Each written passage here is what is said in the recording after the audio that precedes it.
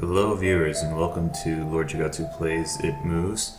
This is the second episode of this series. If you have not seen episode 1, please click on the link over on the left. And if you are actually here for episode 2, as you should be, then I'm going to just jump straight into it.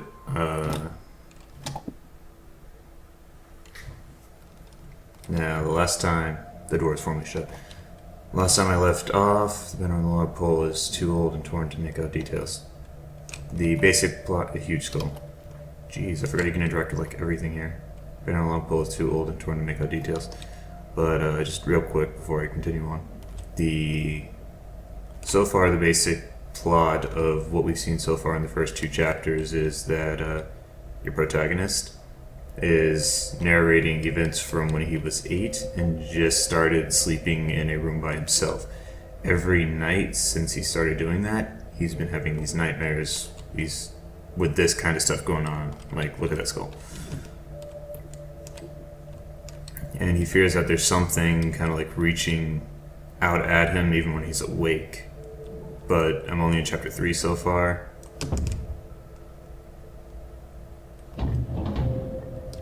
Similar to the last one. I mean, this time it's red. Been on the long posts to make out details, huge skull.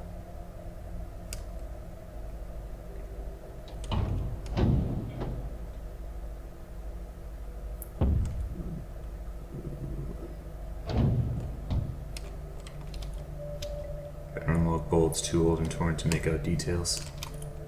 A huge skull. Looking is getting more intense. The door is firmly shut. Blinking is getting faster. Oh.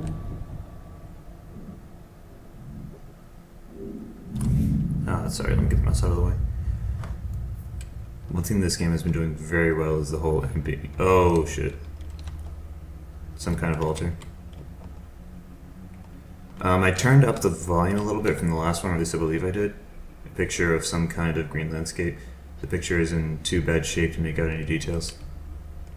So, I mean, because I feel like when I was reviewing the footage from the last one, it was a little bit faint in some areas. Some kind of machine.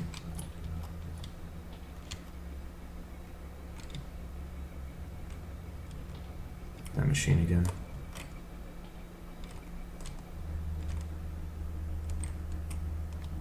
So hopefully the gameplay though isn't too loud. The large fan circulating the stuffy air. But I mean, really, they did an amazing job with the music and sound effects here, so...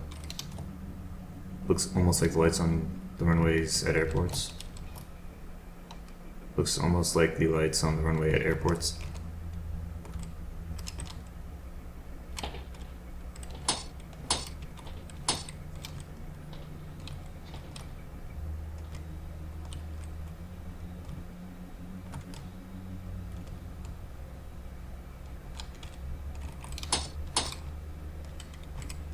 Seem to cross over. I can't tell if that's supposed to be a continuous stream of something, like a cage or... Oh, hello! I'm guessing I have to hit that switch. So far every dream has been kind of, or nightmare if you will, has been kind of just like set, so I don't know if it's possible to actually die. Okay, that was something moving. Some kind of machine. Oh, that was a guy hanging out. That opened up. How are you?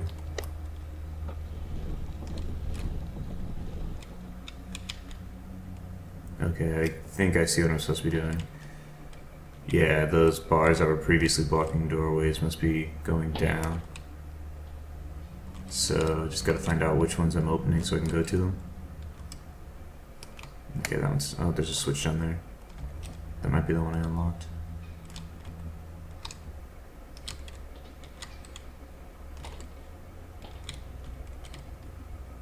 That's a face. A creepy mask.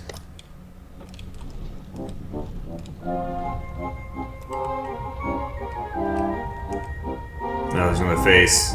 It's another face. That is one thing I kind of noticed about this game, is that there's a big thing about faces here.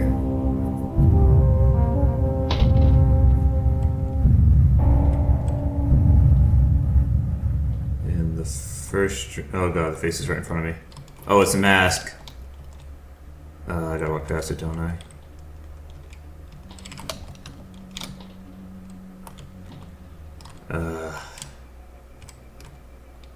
But no, the first stream there was a giant face spider thing that just kind of was there and attacked you later on. Oh man. Final switch? Oh. Okay, now I'm flooding the room, apparently. That's not bueno. I guess now I'll go to the altar or go south of the altar.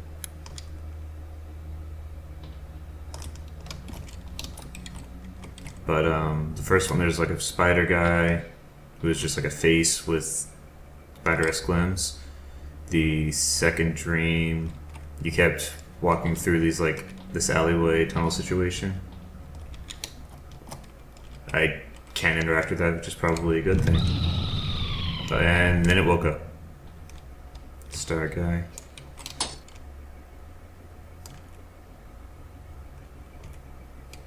The second dream, you were wandering through an alleyway, and you kept having to talk to this hooded figure, and every time you talked to the hooded figure, there was a face that started off transparent, but just became a lot more apparent as you kept running across him.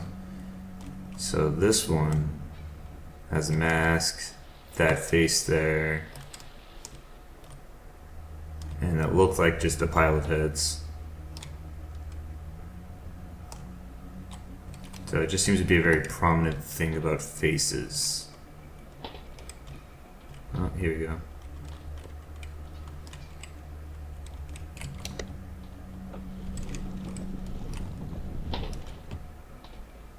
I think that leaves only that last one that I saw on the bottom. Starman is gone. Can't interact with that. Alright, I believe that was the last one. Let's go look at that altar now. Oh, the fuck?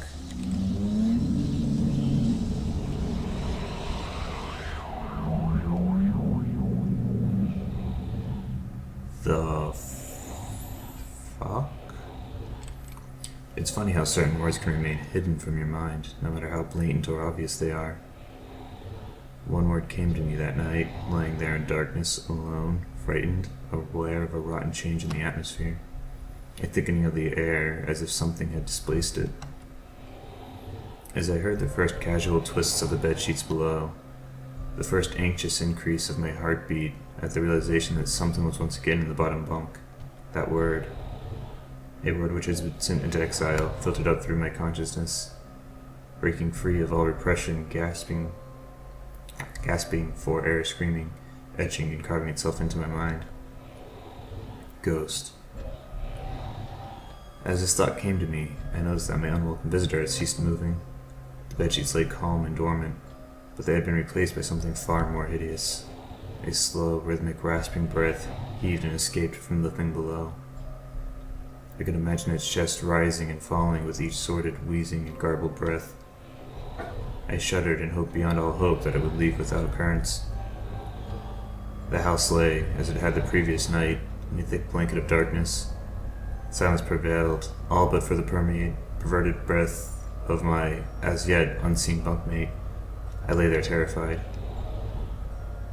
I just wanted this thing to go away, to leave me alone. What did it want? Then something unmistakably chilling transpired. It moved. It moved in a way different from before. When it threw itself around in the bottom bunk, it seemed unrestrained, without purpose, almost animalistic. For that thing lying there in the darkness, that thing which seemed intent on terrorizing a young boy, calmly, nonchalantly set up, its labored breathing became louder. Now only a mattress and a few flimsy wooden slats separated my body from the unearthly breath below. I lay there, my eyes filled with tears. A fear which mere words cannot relate to you or anyone else coursed through my veins. I would not have believed that this fear could have been heightened, but I was so wrong. I imagined what this thing would look like, sitting there, listening from below my mattress, hoping to catch the slightest hint that I was awake. Imagination then turned to an unnerving reality. It began to touch the wooden slats which my mattress rested on. It seemed to caress them, carefully running what I imagined to be fingers and hands across the surface of the wood. Then, with great force, it parted angrily between two slats into the mattress. Even through the padding, it felt as though someone had viciously stuck their fingers into my sides. It let out an almighty cry of wheezing and shaking, and moving thing in the bunk below replied in kind by violently vibrating the bunk as it had done the night before. Small flakes of paint powdered onto my blanket from the wall as the frame of the bed scraped along it backwards and forward. Once again I was bathed in light, and there stood my mother, loving, caring as she always was, with a comforting hug and calming words, which eventually subdued my hysteria. Of course she asked what was wrong, but I could not say, I dare not say. I simply said one word over and over and over again. Nightmare.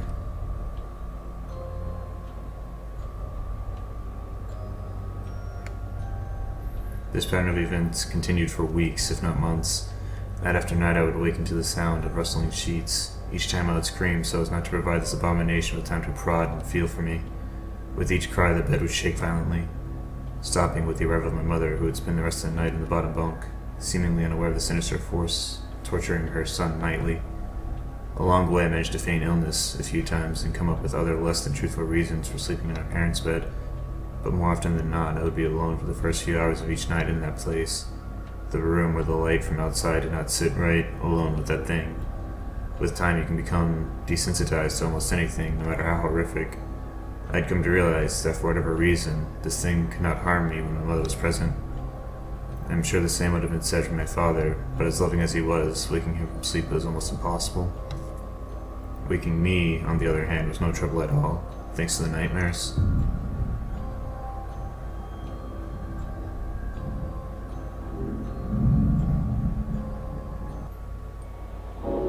Chapter 4. Anger Overload.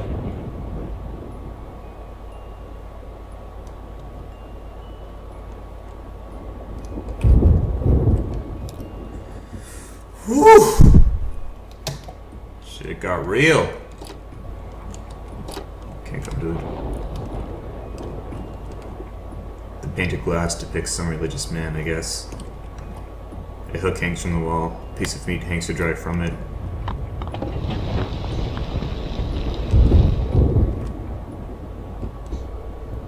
Earthquake?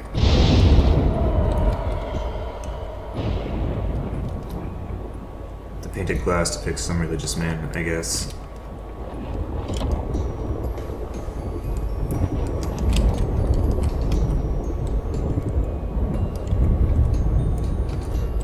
The painted glass depicts a scene from the Bible.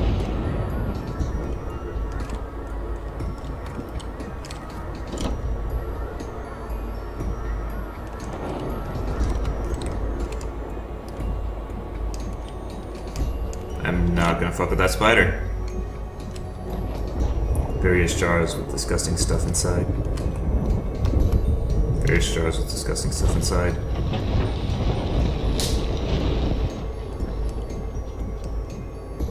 Another one.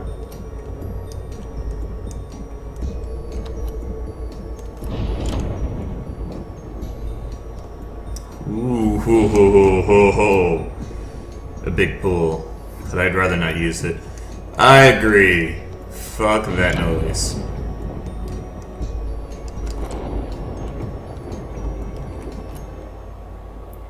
The spider that lives in this net is nowhere to be seen. Looks like a map. Picture depicts a couple of men standing in front of a car. I feel... Okay, it doesn't do anything again. That was the thing. Those are cats. That one looks fucking skinned.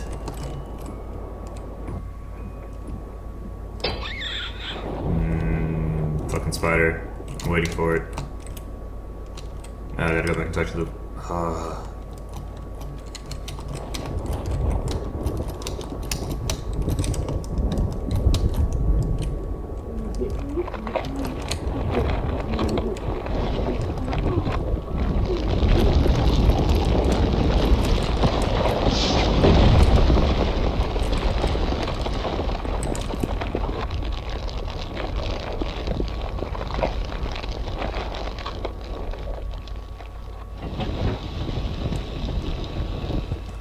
Okay then!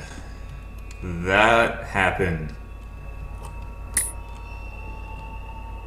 They're closing their mouths as I go by them.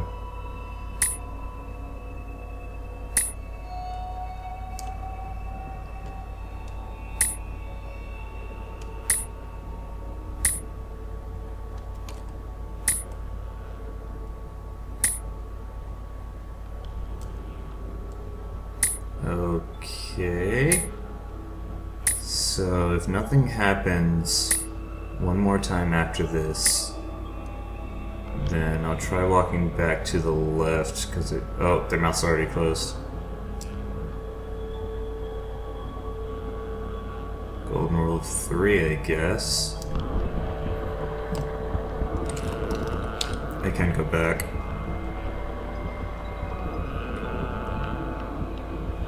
Yeah, like right now I'm not certain, but I think the music is like getting louder every time I step into the next room.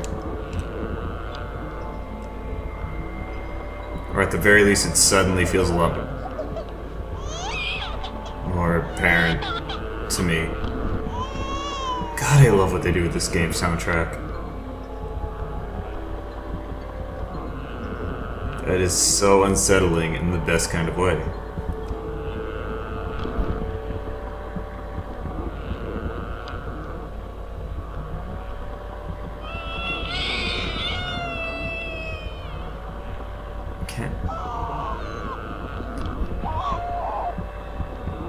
Sounds like... Oh god! No! No! Oh, fuck me!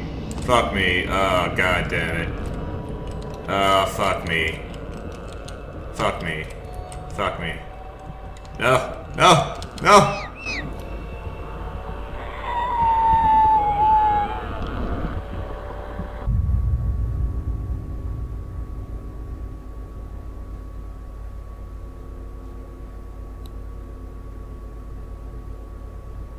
My greatest fears were realized in the winter.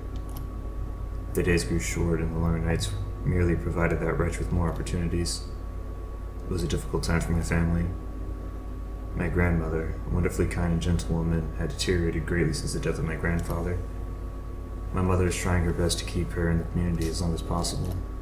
However, dementia is a cruel and degenerative illness, robbing a person of their memories one day at a time. Soon she recognized none of us, and it became clear that she would need to be moved from her house to a nursing home. Before she could be moved, my grandmother had a particularly difficult few nights, and my mother decided that she would stay with her. As much as I loved my grandmother, I felt nothing but anguish at her illness. To this day, I feel guilty that my first thoughts were not of her, but of what my nightly visitor may do should I become aware of my mother's absence. Her presence being one of the things which I was sure was protecting me from the full horror of this thing's reach. I rushed home from school that day and immediately wedged the bed sheets and mattress in the lower bunk, removing all the slats and placing an old desk, a chest of drawers, and some chairs which I kept in a cupboard where the bottom bunk used to be. I told my father I was making an office, which he found adorable, but I'd be damned if I'd give that thing a place to sleep for one more night. As darkness approached, I lay there, knowing my mother was not in the house. I did not know what to do. My only impulse was to sneak into her jewelry box and take a small family crucifix which I had seen there before. While my family were not very religious, at that age I still believed in God and hoped that somehow this would protect me. Although fearful and anxious while gripping the crucifix under my pillow tightly in one hand, sleep eventually came as I drifted off to dream. I hoped that I would awaken in the morning without incidents. Unfortunately, that night was the most terrifying of all. Ooh, got chills. Also, that loop scene, Chapter 5, Urban Explorer. That fucking loop scene, though. Oh. fucking dealing with that shit every night would be ridiculous. Save. It says, woof. Stacks of notebooks. We'll end episode 2 after this. I feel like this is probably going to be like 3 episodes long. Poster for a play. Whew, let's go. The feeling that something's invading your privacy, even without ill will, is so disturbing.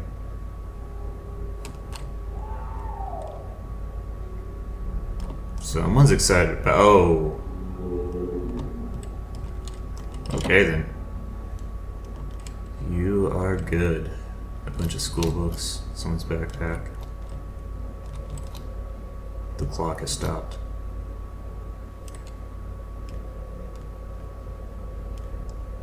Even if you don't know why they are here, you hold a great amount of fear for them.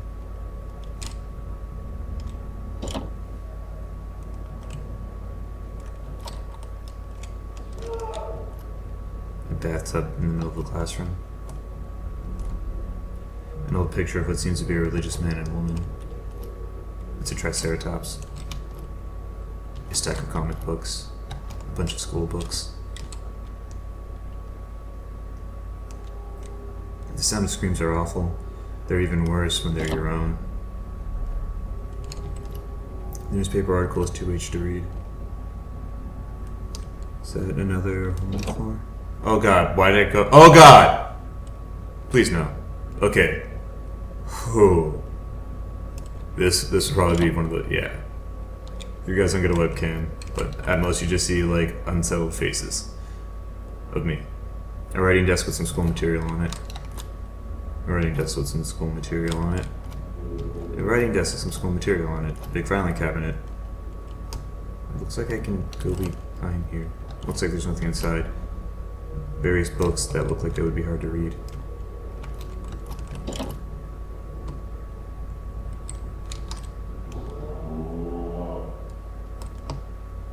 How come, I don't know if that's supposed to be a door sound effect, but it sounds like someone screaming, or if that's somebody screaming every time I open a door. There's a piece of paper here, at least knock knock. I don't want to!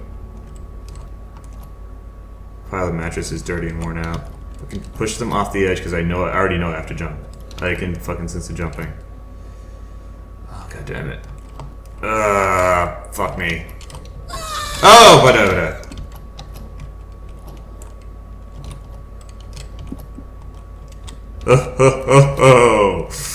Oh, I can't. Okay, I can't get out. That was not bueno. Fucking Cthulhu face over there. The lock on the door is broken. I don't think I can get in here. Floor is broken. Floor is broken. People screaming. There's a hole in the wall where roots are grown. There are various school rules printed here. I'm kind of glad they're not telling. Oh god, what the? It's something riding like a sheep.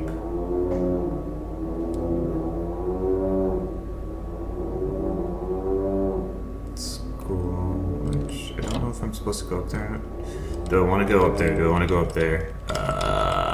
Not really. Let's continue following crap face. Oh, that's a thing. They busted an old machine of some sort. Plants growing through the cracks in the floor.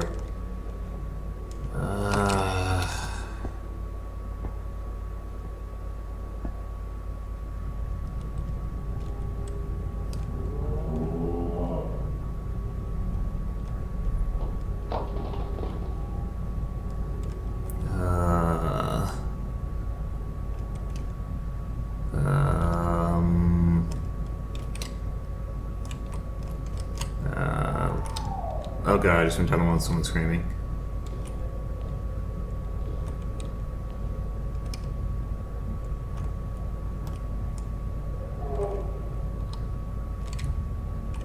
Is that like a repeating? I feel like the fucking screaming has to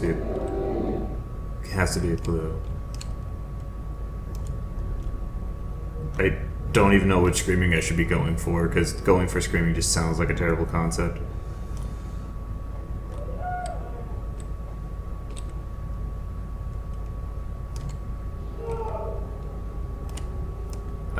That one might have sounded less anguished? Okay, I'm back here.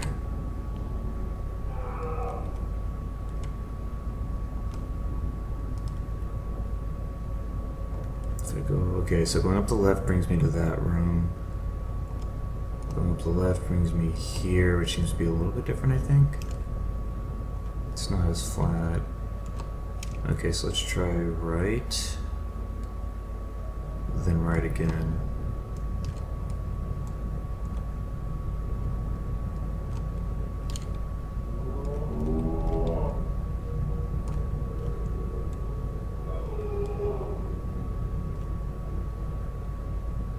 I really wouldn't be surprised if they legitimately like made someone, like bound someone to muffle their screams, put them in a fucking basement and recorded it. Like that's convincing, like muffled rah, rah, that I can't fucking do if I wanted to.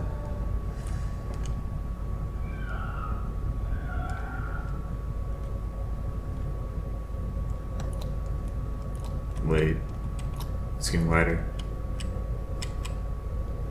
Oh, it's a bunch of those guys. Oh, it's a thing. I don't really want to be here.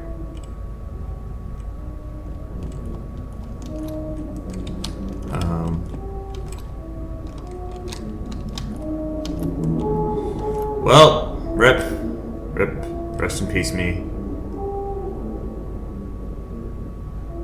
Oh, why'd you climb on the table? That's a terrible idea.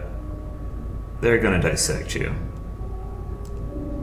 Oh, now you have some that are robed or something.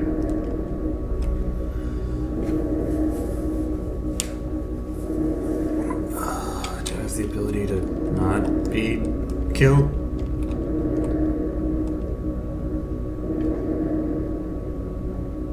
I don't even know what they're wearing.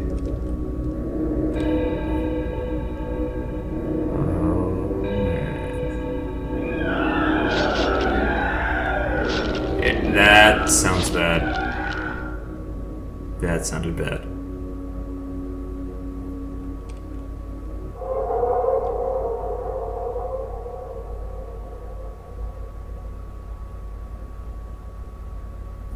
You're awfully quiet nowadays. Is there something wrong, son? Nothing. Are you sure? Is there something wrong with your new room? Are you lonely without your brother? No. Alright then.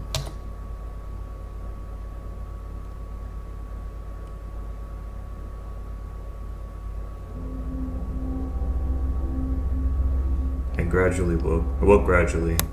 The room was once again dark. Why is there music and why is the sheet moving? As my eyes adjusted, I could gradually make out the window and the door and the walls, some toys on the shelf, and even to this day I shudder to think of it, for there was no noise, no rustling of sheets, no movement at all. The room felt lifeless. Lifeless, yet not empty. The nightly visitor, that unwelcome, wheezing, hate-filled thing which had terrorized me night after night, was not on the bottom bunk, it was in my bed. I opened my mouth to scream, but nothing came out. Utter terror had shaken from the very sound of my voice. I lay motionless. If I could not scream, I did not want to let it know I was awake. Yet I had not seen it yet, I could only feel it. It was obscure under my blanket. I could see its outline, I could feel its presence, but I dared not look. The weight of it pressed down on top of me, a sensation I will never forget. When I say that hours passed, I do not exaggerate. Laying there motionless in the darkness, I was every bit as scared and frightened young boy. If it had been during the summer months, it would have been light by then, but the grasp of winter is long and unrelenting, and I knew it would be hours before sunrise, the sunrise which I yearned for. I was a timid child by nature, but I reached the breaking point, a moment where I could wait no more, where I could survive this intimately deviant abomination no longer. Fear can sometimes wear you out, make you threadbare, shell of nerves, leaving only the slightest trace of you behind. I had to get out of that bed. Then I remembered the crucifix. My hand still lay beneath the pillow, but it was empty. I slowly moved my wrist around to find it, minimizing as best I could the sound and vibrations it caused, but it could not be found. I either knocked it off the top bunk or it had, I cannot even bear to think of it, been taken from my hand. Without the crucifix lost any sense of hope. Even at such a young age, you can be acutely aware of what death is and intensely frightened of it. I knew I was going to die in that bed if I lay there, dormant, passive, doing nothing. I had to leave that bed behind, but how? Should I leave from the bed and hope to make it to the door? What if it's faster than me? Or should I slip out of that top bunk, hoping not to disturb my uncanny bedfellow? Realizing that I had not stirred when I moved, trying to find the crucifix, I began to have the strangest of thoughts.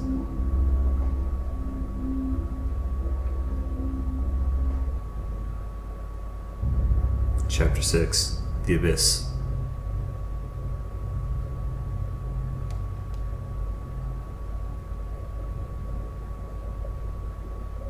Save. Alright. That was episode 2. Things definitely seem like they're getting to a climax, so yeah, I feel like the next one's going to be the last episode. Thanks for watching. I will have a link to the next episode over here on the right somewhere. I hope you're enjoying it. I know I sure as hell am, in the sense that I'm totally going to be cheating right now, and I'm actually just going to continue playing, so you get to deal with having to wait a week, because I am mean. Save game.